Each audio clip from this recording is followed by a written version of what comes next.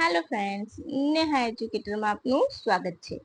આજે હું તમારા માટે લઈને આવી છું 19 મે 2026 ના મહત્વના કરંટ અફેર, જે તમારી આવનારી પરીક્ષામાં તમને ખૂબ ઉપયોગી થશે અને ચોક્કસથી તમને એક માર્ક અપાવશે. પરંતુ તે પહેલા વિડીયોની લિંક મિત્રો સાથે શેર કરવાનું ભૂલતા નહીં અને વિડીયોને લાઈક કરવાનું ભૂલતા નહીં. તો ચાલો આજના આપણે પ્રથમ પ્રશ્ન તરફ આગળ વધી જઈશું. આજનો આપણો પ્રથમ પ્રશ્ન છે: દર વર્ષે આંતરરાષ્ટ્રીય સંગ્રહાલય દિવસ ક્યારે ઉજવવામાં આવે છે? Option A 16 May, option B 17 May, option C 18 May, option D 19 May. બોલો. અહીં આપણો જવાબ આવશે 18 મે, ઓપ્શન સી.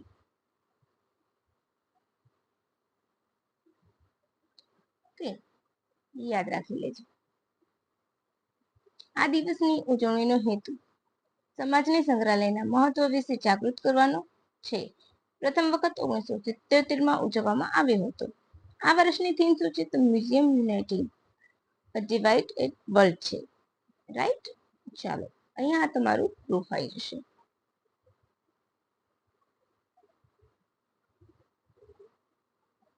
બરાબર છે. હવે આપણે એના વિશે ધ્યાન આપીએ તો આપણે શું જોઈશું? ગુજરાતના જાણીતા મ્યુઝિયમ જોઈ લઈએ એના જ સંદર્ભમાં કયા કયા છે. તો સ્મૃતિવન ભૂકંપ સ્મારક સંગ્રહાલય ભુજ, ડન. પછી આવશે મહાવીર જૈન સંગ્રહાલય. પછી આવશે national maritime heritage complex Lothal, statue of unity museum Kevadia colony Narmada, પ્રેરણા અને પુરાતત્વ museum Vadnagar, Watson museum Rajkot, ઢીંગલી મ્યુઝિયમ રાજકોટ,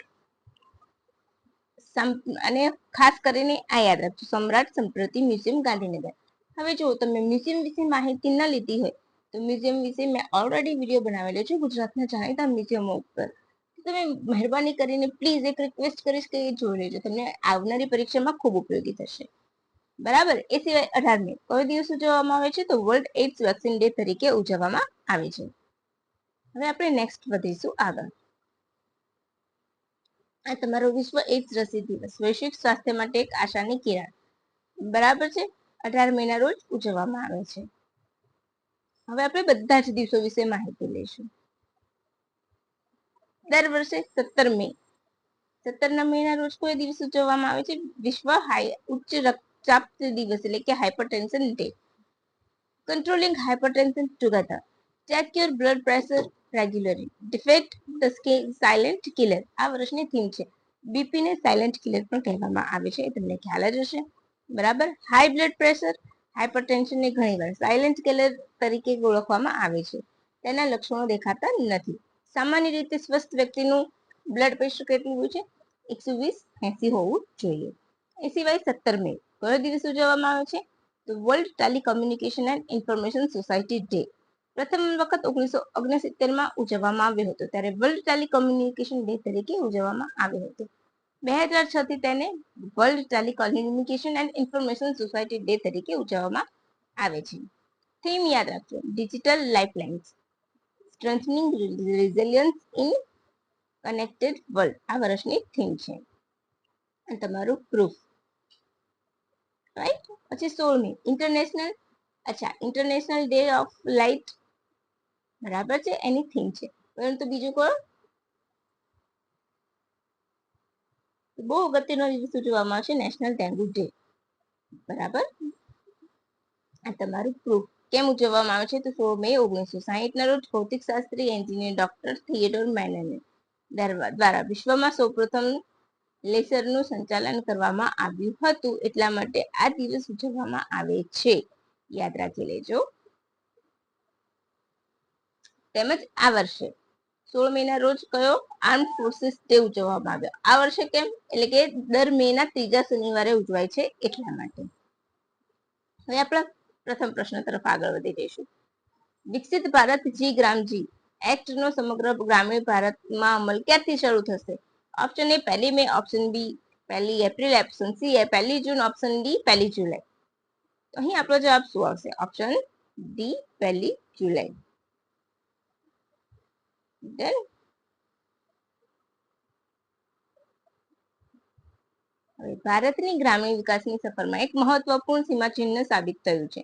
11 મે 2026 ના રોજ વિકસિત ભારત ગેરંટી ફોર રોજગાર એન્ડ આજીવિકા મિશન પૂરું નામ છે, યાદ રાખી લેજો. વિકસિત ભારત બી બરાબર ગેરંટી ફોર રોજગાર એન્ડ આજીવિકા મિશન ગ્રામીણ, એનું પૂરું નામ છે. 2025માં અમલીકરણ ચાલુ થયું હતું અને અમલ ચાલુ થઈ જશે આ વર્ષથી 1 જુલાઈના 2026 થી. બજેટ કેટલું છે તો 95,692.31 કરોડની ફાળવણી કરવામાં આવી છે. કોનું સ્થાન લીધું છે તો આ જૂની જ યોજના છે જેનું નવું રેપર બનાવવામાં આવ્યું છે. મનરેગાનું રેપર હતું એ રેપર કાઢીને નવી ચોકલેટ બનાવવામાં આવી છે. બરાબર, એક સિમ્પલ વસ્તુ સમજી લેજો.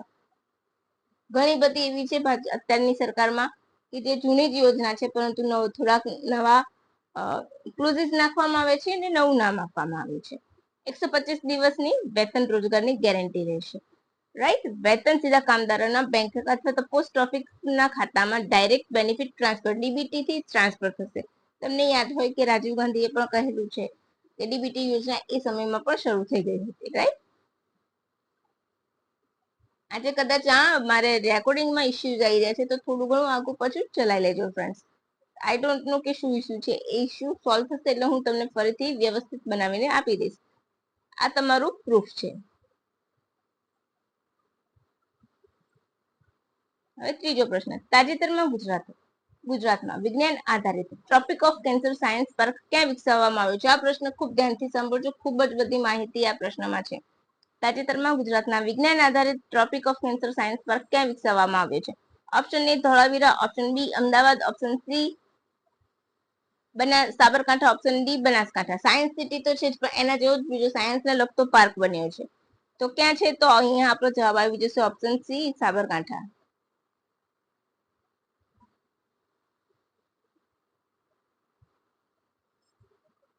ઓકે, હવે tropic of cancer science park સાબરકાંઠાના સલાલ ગામ ખાતે બનાવવામાં આવ્યો છે. યાદ રાખજો, ટ્રોપિક ઓફ કેન્સરમાં સલાલ પાર્ક સાબરકાંઠામાં છે, ત્યાં છે. ગુડસો કોસ્ટ દ્વારા 8 કરોડના ખર્ચે નિર્મિત છે. શું છે તો પૃથ્વીનો ઝુકાવ, ઋતુગત ફેરફાર, સૂર્યની ગતિ, સનડાયલ દ્વારા સમય, સૂર્યની સ્થિતિ, ગુજરાતના એ બધાની માહિતી. ગુજરાતના 7 જિલ્લાઓમાંથી પસાર થતા કર્કવૃતના ભૌગોલિક અને ખગોળીય મહત્વને સમજાવશે. આ 7 જિલ્લા ગુજરાત ઇન્ફોર્મેશન ઉપર જ આપેલું છે. ઘણી જગ્યાએ 6 હોય છે તો આપણે 6 ફોલો કરવાનું છે. અહીંયા ગુજરાત ઇન્ફોર્મેશનનું જે ઓફિશિયલી ટ્વિટર હેન્ડલ એકાઉન્ટ છે એમાં 7 આપ્યા છે એટલે મેં 7 મૂક્યા છે. હવે કર્કવૃત, તો કર્કવૃત વિશે આપણે માહિતી લઈશું. તમારે મને કેટલા અંશ પર આવેલું છે એ કહેવાનું છે. મેં હાથે કરીને ઇન્ટેન્શનલી નથી મૂકી એ માહિતી. હવે આપણે જોઈએ તો કચ્છ, પાટણ, મહેસાણા, ગાંધીનગર, સાબરકાંઠા, અરવલ્લી અને બનાસકાંઠામાંથી કર્કવૃત પસાર થાય છે. મહી નદીને 2 વખત પસાર કરે છે. દિનોદર ડુંગર પર કચ્છની મધ્ય ધાર પર કર્કવૃત આવેલું છે. બીજું મહેસાણાના મોઢેરા સૂર્ય મંદિર પર પણ કર્કવૃત પસાર થાય છે. આ 2 પરફેક્ટ પોઈન્ટ આપેલા છે, એ યાદ રાખવાના છે. પછી ભારતમાં 8 રાજ્યો, 6 રાજ્યો કયા કયા? ગુજરાત, રાજસ્થાન, મધ્યપ્રદેશ, છત્તીસગઢ, ઝારખંડ, પશ્ચિમ બંગાળ, ત્રિપુરા, મિઝોરમ એમ 8 રાજ્યોમાંથી પસાર થાય છે.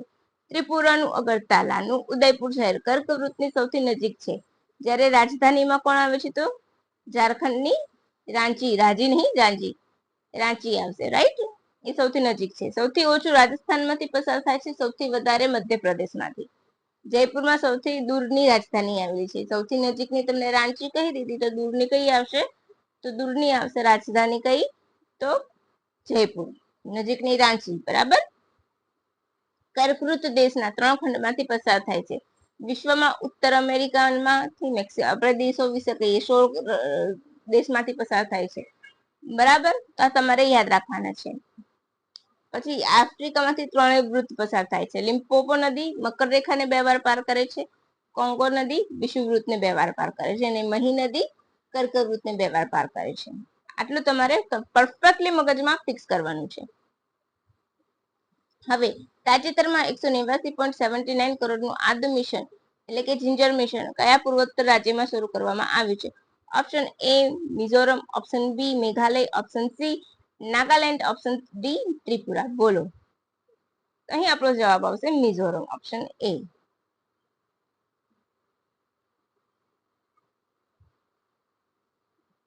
આ યોજના ઉત્તર પૂર્વી ક્ષેત્રમાં વિકાસ મંત્રાલય દ્વારા શરૂ કરવામાં આવી છે.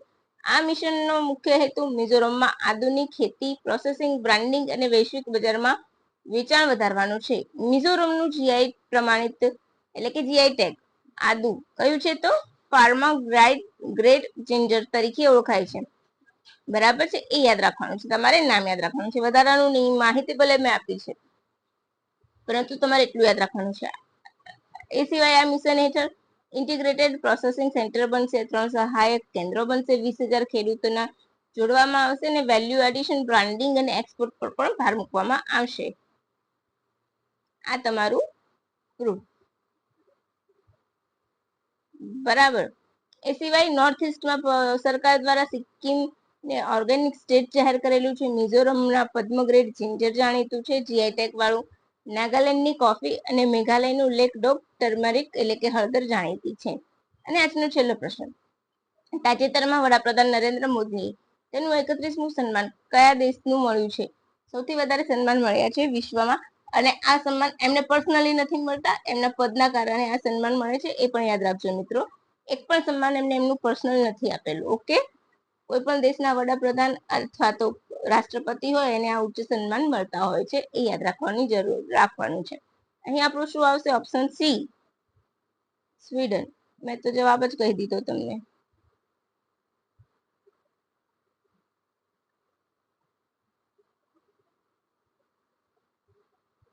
સ્વીડનની સરકારે પીએમ મોદીને તેમના દેશના સર્વોચ્ચ અને સૌથી પ્રતિષ્ઠિત સન્માન royal order of polar star commander grand cross, યાદ રાખજો, તમને પૂછશે કે આ સન્માન કયા દેશનું છે. Royal order of polar star commander and cross આપવામાં આવ્યું છે. સદીઓ જૂનું સન્માન છે સ્વીડનનું. રાષ્ટ્રપતિ અથવા તો સરકારના વડાને આપવામાં આવે છે. બસ તમારે આટલું યાદ રાખવાનું છે, અને આ એમના 31 સન્માન છે, એ મેં તમને આપ્યા છે.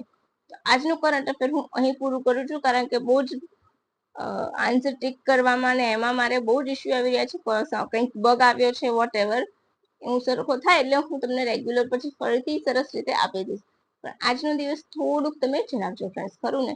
ક્યારેક માણસ જ્યારે ડિજિટલના વર્લ્ડમાં રહીએ છીએ, તો જ્યારે ડિજિટલમાં જ ઇસ્યુ આવતા હોય તો આપણે એની આગળ પાંગડા બની જઈએ છીએ, ખરું ને? પરંતુ વિડીયોની પીડીએફ તમને ચોક્કસથી મળી જશે, તો લેવાનું ભૂલતા નહીં. ચાલો ફ્રેન્ડ્સ, ત્યારે રજા લઈશું. Thank you for watching my video and have a good day friends.